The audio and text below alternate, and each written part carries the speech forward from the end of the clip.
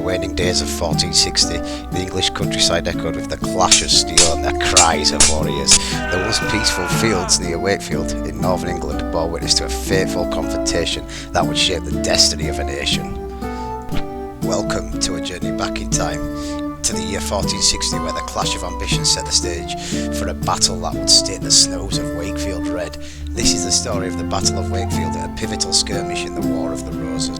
Wakefield is a historic cathedral city located in West Yorkshire, England. It's situated on the River Calder and is known for its rich history, including its significant role in the War of the Roses. Wakefield is part of the Yorkshire and Humber region and serves as an administrative centre of the wider metropolitan borough of Wakefield. The War of the Roses, a series of dynastic conflicts, saw the noble houses of Lancaster and York vying for the English throne. The Red Rose of Lancaster against the White Rose of York, each symbolising a claim to power, a lineage of kings.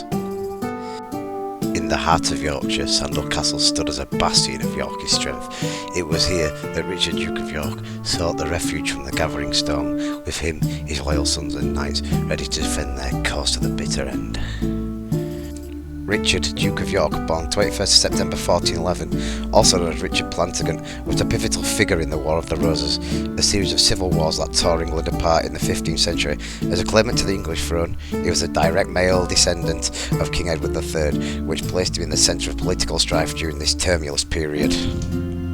Richard had a strong claim to the throne through both his parents, which made him a significant rival to the reigning House of Lancaster. He served as a Lord Protector of England during King Henry V's bout of mental instability, effectively governing the country at times. His conflict with Queen Margaret of Anjou and the powerful Beaufort family escalated tensions that led to the outbreak of the War of the Roses.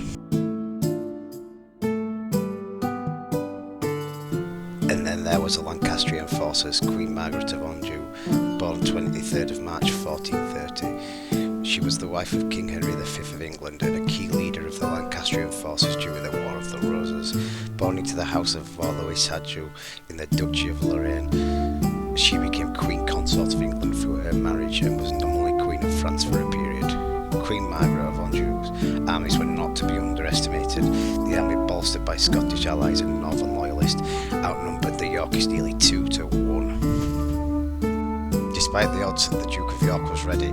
His claim to the throne was strong, his will undying, but fate, it seemed, had other plans on that fateful day. December the 30th, the Duke made his decision that would seal his destiny.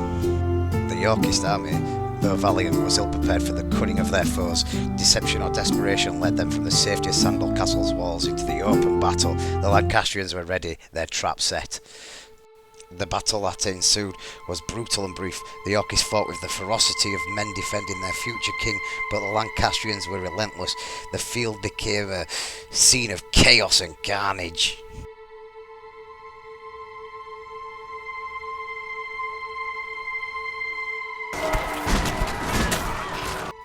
As the sun set on Wakefield, the outcome was clear. The Duke of York lay slain, along with many of his noble kin. The Lancastrians had won the day, but at a cost. The war would rage on, the crown still contested. The Battle of Wakefield was more than a military engagement. It was a symbol of the division that tore at the heart of England. Brother against brother, rose against rose, in a struggle that would reshape the nation.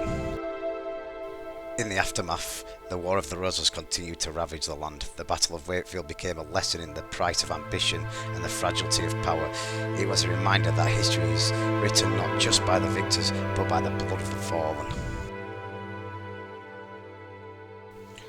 As we bring this short tale to a close, let us remember the Battle of Wakefield not as a mere footnote in history, but as a defining moment in the saga of England, a saga of courage, tragedy, and the eternal quest for power.